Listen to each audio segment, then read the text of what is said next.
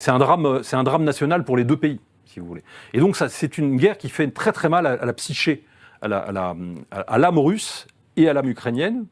Et ils ont tapé là où ça fait mal.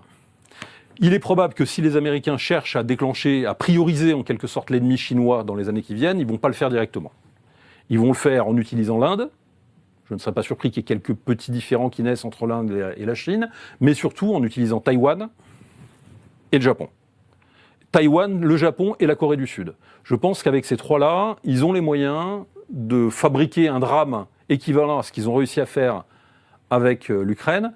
Je vous rappelle que leur drame précédent dans cette région, c'était la guerre de Corée, et que la guerre de Corée aboutit au massacre près de 20 à 25% de la population coréenne. Et aujourd'hui, cette frontière entre ces deux pays. Et la frontière entre ces deux pays, c'est probablement la situation d'ailleurs qu'ils vont chercher à obtenir en Ukraine, c'est-à-dire l'équivalent de ce qu'ils ont réussi à stabiliser à la suite de la guerre de Corée.